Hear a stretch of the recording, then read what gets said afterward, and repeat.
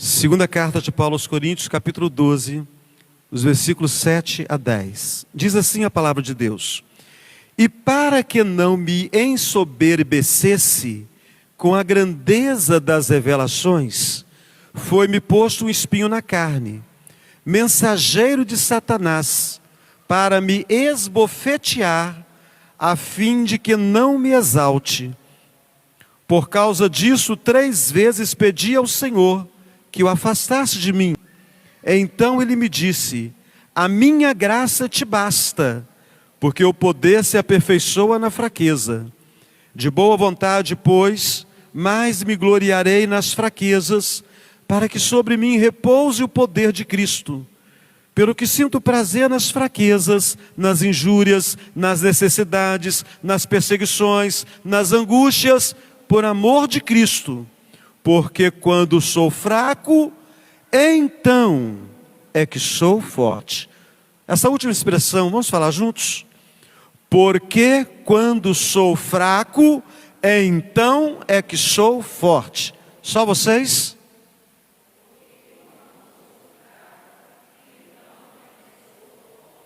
Bondoso Deus, aplica o ensino da palavra santa à nossa mente, coração, ao nosso ser. Assim oramos no nome do Senhor Jesus. Amém. Meus irmãos queridos, eu gostaria de convidá-los a pensar numa situação hipotética. Já pensaram passar por um momento de grande conquista, onde a gratidão é tão grande, que você reúne a família, os amigos, e você dá uma grande festa? Ou então, você realiza um culto, onde num determinado momento você dá testemunho sobre a grande vitória, a grande conquista, a alegria que você obteve naquele dia. Ok, isso é bem possível. Agora imagine, uma semana depois de tal alegria, você passar por uma derrota tão grande, uma desilusão, um desencantamento tal. Eu pergunto o seguinte: você também reuniria a família e os amigos para testemunhar um feito tão triste? Para testemunhar um momento tão dramático da sua vida? As redes sociais estão cheias de mentiras. Pessoas com um sorriso no rosto e uma dor profunda no peito. Famílias reunidas, abraçadas, mas na realidade separadas dentro da própria casa. Pessoas que escondem a verdade lá dentro do coração, se vestem de ilusão, se vestem de fantasia. Aí nos deparamos com o apóstolo Paulo, abrindo aqui uma das janelas mais íntimas da sua alma, depois de relatar experiências sublimes, arrebatamento ao terceiro céu. Será, meus irmãos, que vocês conseguem entender o que é isso? Ele fala aqui de algo muito grande. Depois de passar por uma experiência gloriosa, ele nos conduz aqui a uma realidade dura e humilhante. Um espinho na carne. Esse texto nos ensina que as maiores vitórias espirituais nem sempre vêm acompanhadas de livramentos, mas sempre vêm acompanhadas de dependência. Deus não remove tudo que nos fere. Quem dera, se Deus removesse tudo aquilo que nos fere. Às vezes Ele usa aquilo que nos fere para nos transformar, para nos moldar, para nos fazer segundo a sua vontade, para nos fazer para o louvor da sua glória. O que é o espinho na carne? Muita gente questiona isso. Alguns diriam que talvez fosse um problema conjugal, porque teoricamente, pela posição de Paulo, deveria ser ele um homem casado. Outros apelam dizendo que talvez fosse um problema com a sogra. Eu acho que isso é mais uma brincadeira do que realidade. Outros pensam que talvez ele tenha adquirido uma doença, tipo a malária, cujas consequências o afetavam muito, desde a sua primeira viagem missionária. Outros entendem que talvez, quando sua visão foi restaurada, lá quando Ananias orou por ele, a visão não tenha sido restaurada totalmente, que Deus não tenha permitido totalmente que a sua visão fosse restaurada. E aqueles que pensam assim se baseiam nas Escrituras, em algumas porções, onde Paulo, por exemplo, diz: vede com que grandes letras vos escrevo de meu próprio punho. No entanto, pode ser tão somente uma ênfase por causa de algum momento que aquela igreja estava vivenciando. Mas, irmãos, pouco importa. Eu não sei qual era o espinho na carne, mas eu sei de uma coisa: todos nós experimentamos algum tipo de espinho na vida. A nossa carne é tocada por alguns espinhos ao longo da nossa caminhada. Então você sabe qual espinho que te incomoda. Então eu gostaria de pensar aqui o seguinte: o espinho na carne, ele pode ser a manifestação do poder de Deus na vida do seu povo. Sim. Sabe por quê? Porque o espinho humilha o servo. O espinho na carne, com certeza, pode ser a manifestação do poder de Deus na sua vida. Porque o espinho humilha o servo. Vamos falar juntos? O espinho humilha o servo. O versículo 7. E para que não me ensoberbecesse. Irmãos, irmãs, o espinho tinha um propósito claro: preservar Paulo da soberba espiritual. Paulo tinha algo que poderia levá-lo ao orgulho, à soberba, a pensar em algum momento que ele poderia ser maior do que os outros, a pensar em si mesmo mais do que convinha. Presta atenção, eu vou ler novamente o versículo 7, mas agora eu vou acrescentar um pouquinho mais. E para que não me ensoberbecesse com a grandeza das revelações. Que grandezas seriam essas, Aida? Que grandezas seriam essas? Que revelações seriam essas? Revelações capazes de elevar a grandeza de um homem em relação aos demais, Lucas? Que revelações seriam essas? Irmãos, a resposta está no contexto imediatamente anterior. Os versículos do número 1 até ao de número 6. Quando Paulo nos conta a história de um certo homem, que fica evidente para nós ser ele mesmo, Paulo. Mas a sua humildade, ele apresenta como um certo homem. Ele não diz abertamente que era ele. Um homem que foi arrebatado até ao terceiro céu. Um homem que foi arrebatado até ao paraíso. Um homem que ouviu palavras inefáveis. Tal homem, Pietra, viu e ouviu coisas que outros nunca ouviram. E ninguém há de ouvir, meus irmãos, até o dia glorioso em que estaremos com Cristo Jesus. Então presta atenção. O perigo não estava na dor do espinho. O perigo estava no orgulho, que poderia nascer das revelações extraordinárias que Paulo havia recebido. Deus permitiu o espinho como um antídoto contra a autossuficiência. Paulo chama o espinho de algo doloroso. Ele diz, o espinho na carne. O espinho na carne sempre é algo doloroso. Paulo diz do espinho como algo persistente. Ele não consegue retirar esse espinho. E Paulo fala desse espinho como algo humilhante. E não é humilhante? Alguém que tenha experimentado revelações tão grandiosas e imediatamente passa por tão grande humilhação. Meus irmãos, o texto deixa claro. O espinho, Dâmaris, não é sinal de fraqueza. O espinho é sinal do cuidado de Deus. O espinho não é sinal de fraqueza. O espinho é sinal do cuidado de Deus. Fala comigo. O espinho não é sinal de fraqueza. O espinho é sinal do cuidado de Deus. Meus irmãos, nós olhamos para as Escrituras e encontramos exemplos de pessoas que passaram por situação semelhante. Jacó lutou com um anjo, foi ferido pelo anjo, segurou o anjo, não largou o anjo, até que ele recebesse a bênção que necessitava. Mas como Jacó sai daquela experiência? A Bíblia diz que quando ele sai, um novo sol nasceu, um novo momento. O seu nome é modificado para Israel, mas o texto diz que Jacó saiu mancando, e ele mancou por todos os dias da sua vida, mas ele foi transformado. O que dizer do rei Ezequias? Após grandes livramentos, precisou ser advertido por causa do seu orgulho. Isso nos mostra, irmãos, com clareza.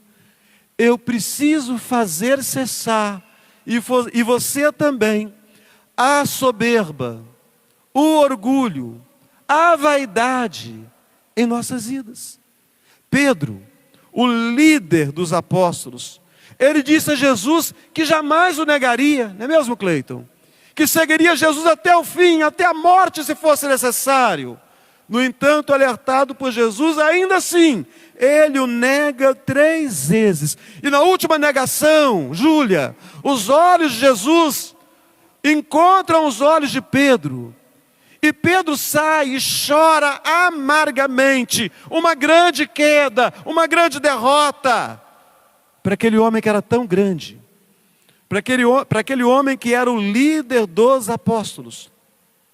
Mas a queda produziu um pastor mais humilde. A queda produziu um irmão mais humilde. A queda produziu um crente mais humilde. Nem toda dor é castigo. Algumas dores são freios da graça de Deus para nos limitar, para nos fazer parar. Porque senão, meus irmãos, nós vamos cair no abismo de onde não há salvação. Deus ama demais os seus servos a ponto de não deixá-los se perder no orgulho. Muitas vezes o espinho é o preço da intimidade com Deus. Se você tem intimidade com Deus, Lion, você pode esperar pelos espinhos. Eles são certos na vida de todos aqueles que temem e que vivem intimamente com o Senhor. O espinho na carne pode ser a manifestação do poder de Deus na vida do seu povo? Sim, meus irmãos. Pois nós aprendemos com esse texto que orações não respondidas não são orações ignoradas. Vamos falar comigo? Orações não respondidas não são orações ignoradas. Somente vocês?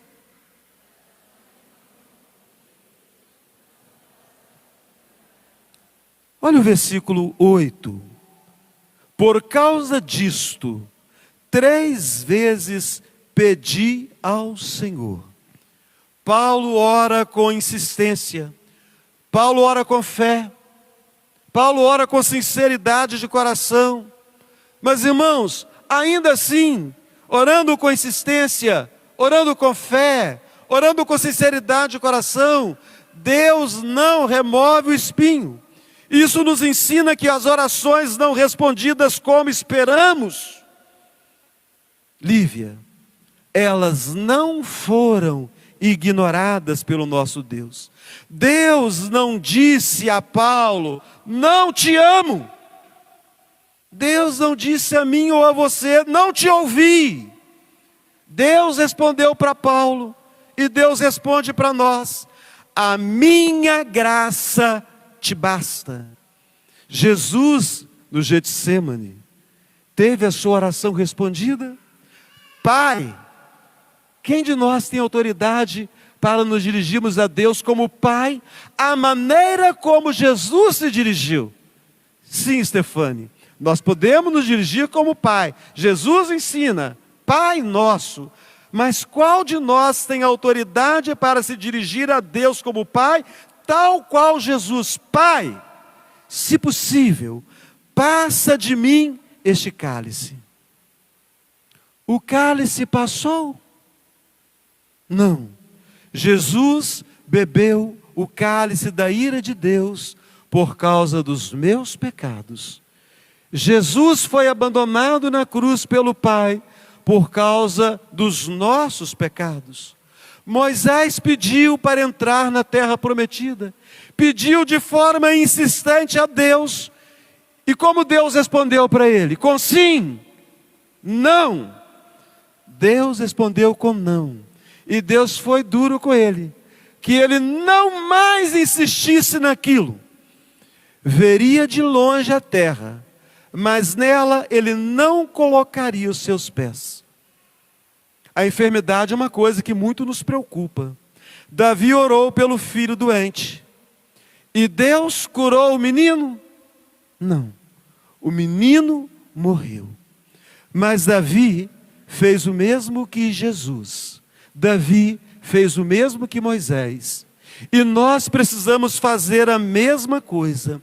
Nós precisamos adorar a Deus. Nós precisamos entender que nem toda oração vai mudar as circunstâncias das nossas vidas, mas todas as orações vão mudar o nosso coração.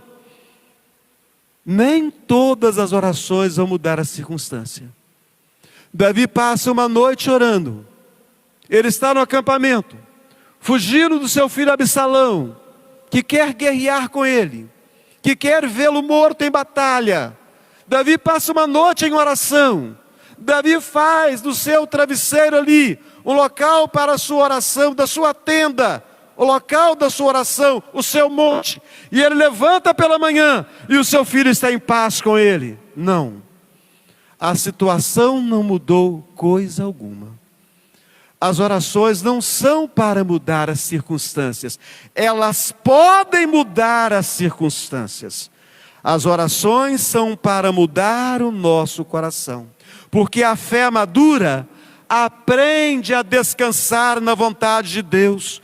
Por isso precisamos aprender a orar como Davi. Esperei confiantemente. Em outras versões fala, esperei pacientemente pelo Senhor. O Senhor pode responder daqui a 1 minuto, daqui a 1 hora, daqui a 1 dia, daqui a 1 semana, daqui a 1 ano, daqui a 10 anos. O Senhor pode nunca responder do jeito que nós desejamos que Ele nos responda. Deus não é servo da nossa dor. Você entende isso, Silane? Deus não é servo da nossa dor. Vem cá, meu servo, faz uma massagem nas minhas costas. Vem cá, meu servo, faz uma massagem nos meus pés. Era assim que os senhores faziam com seus servos nos tempos antigos. Tem muita gente, tem muito crente por aí, achando que o culto é para que Deus esteja se portando como um servo. Nós podemos receber a cura, receber o livramento. Se estivermos passando por alguma situação triste, Deus pode alegrar o nosso coração. Se as promessas de Deus parecem demoradas, Deus pode cumprir essas promessas de bênção, de paz, de fartura. Mas o culto não é para você. O culto não é para mim. O culto é para Deus. Deus não é o meu servo. Sou eu que servo a Ele. Deus é o meu Senhor. Deus é o Senhor da minha história. Deus é o Senhor da sua história.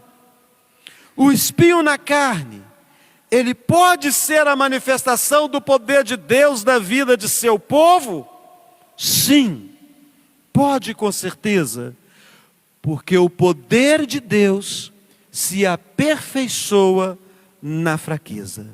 O poder de Deus se manifesta na fraqueza. Vamos falar juntos e bem firmes? O poder de Deus Mais uma vez?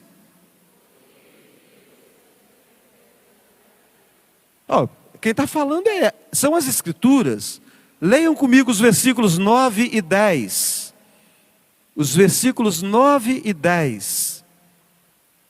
Então ele me disse, juntos comigo: a minha graça te basta, porque o poder se aperfeiçoa na fraqueza. De boa vontade, pois, mais me gloriarei nas fraquezas, para que sobre mim repouse o poder de Cristo. Pelo que sinto prazer nas fraquezas, nas injúrias, nas necessidades, nas perseguições, nas angústias, por amor de Cristo. Porque quando sou fraco, então é que sou forte. Meus irmãos, aqui está o centro teológico desse texto. O poder de Deus não depende da força humana. O poder de Deus repousa sobre a fraqueza rendida a Ele. Paulo aceita o espinho na carne. Mas Paulo não apenas aceita o espinho. Então não é para você sair daqui apenas conformado com o espinho na carne. Não é para ser apenas conformado com a dor, com o sofrimento. Paulo não apenas aceita o espinho, ele se gloria na fraqueza, porque ele entendeu que o sofrimento pelo qual ele está passando se tornou o palco para a manifestação do poder de Cristo. Então, meus irmãos queridos, a dor, o sofrimento, a aflição, as adversidades, os espinhos dessa vida são o palco onde se manifesta o poder de Cristo. O poder se aperfeiçoa na fraqueza. O sentido aqui, meus irmãos, é de que Deus armou a sua tenda sobre o fraco. Você se sente fraco essa noite? Deus armou a sua tenda sobre a sua vida. Nós olhamos para as Escrituras e nós vemos Gideão com apenas 300 homens, um dos juízes, que tinha milhares de homens à sua disposição, e foram todos eles por Deus dispensados, para que apenas 300 o ajudassem a obter uma vitória magnífica. Davi, um jovem pastor diante de Golias, um exército inteiro de Israel, soldados bem treinados, comandantes muito experimentados, e o próprio rei Saul, que sobressaía todos os judeus em altura e em força, de tal maneira que a sua armadura era tal, que Davi não conseguia nem caminhar com ela, primeiro porque não tinha experiência, e porque com certeza Saul era um guerreiro muito mais preparado fisicamente do que Davi. No entanto, um jovem do campo, não treinado em batalhas, ele enfrenta e derrota Golias. Porque Pedro, ele vai contra o Golias em o nome do Senhor dos exércitos. Meus irmãos, quando somos fracos em nós mesmos, aí somos fortes em Cristo. Deus não usa vaso autoconfiante, Deus usa vaso quebrantado. A fraqueza entregue a Cristo se transforma num instrumento de redenção. E eu concluo dizendo, meus irmãos, Cristo, o Senhor da nossa fraqueza. Vamos falar juntos? Cristo, o Senhor da nossa fraqueza. E sendo assim, o Senhor sobre a nossa fraqueza. Paulo aqui nos conduz de forma inevitável à cruz. A cruz foi o momento de maior aparência de fraqueza do Senhor Jesus. Bateram em Jesus, esbofetearam Jesus, chicotearam Jesus, cravaram em sua fronte uma coroa de espinhos, arrancaram sangue de sua cabeça, sangue que desceu sobre a sua face suave, o seu doce rosto. Pregaram suas mãos e seus pés, rasgaram o seu lado, provocaram dolorosas feridas, zombaram dele dizendo: é filho de Deus, desce da cruz. Mas a aparente fraqueza de Jesus foi o triunfo da história da sua vida, foi o triunfo da história da minha vida, foi o triunfo da história da vida da humanidade. Cristo foi fraco aos olhos dos homens, Cristo foi rejeitado. Eles gritaram, né? Crucifica-o, crucifica-o. Cristo foi crucificado, mas ali na cruz, Ele manifestou o maior poder de Deus, o poder da salvação. Na cruz, Jesus entregou o seu Espírito, quando disse: está consumado. Meus irmãos, Cristo não apenas entende a nossa fraqueza, Cristo entrou em nossa fraqueza. Então eu convido você essa noite, eu apelo a você nesse instante, não fuja da sua fraqueza. Não vá para as redes sociais passar uma história de faz de conta, um sorriso que não é verdadeiro, uma unidade que não existe.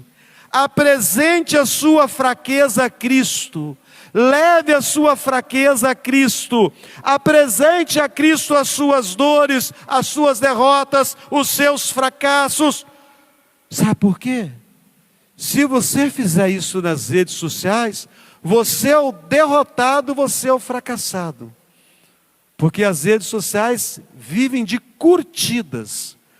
Mas, meus irmãos, se nós fizermos isso perante a cruz de Cristo, nós não estamos nos apresentando como fracassados e nem estaremos perdendo coisa alguma. Deus vai operar redenção, Deus vai operar vitória, Deus vai operar restauração, porque quando sou fraco, então é que sou forte. Vamos orar. Bondoso Deus, graças damos a Ti pela palavra santa.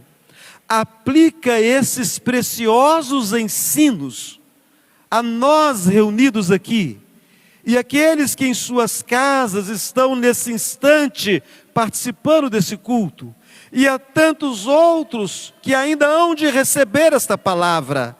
Aplica estes ensinos a nossas vidas, Senhor. É necessário que nós passemos pelas dores, é necessário que nós passemos pelo sofrimento, é necessário que o espinho permaneça, para que na fraqueza nós tenhamos revelações de coisas gloriosas, nós experimentemos a verdadeira libertação que vem de Cristo Jesus. Assim oramos, neste nome santo e maravilhoso do Senhor e Salvador nosso Jesus. Amém. Amém, meus irmãos.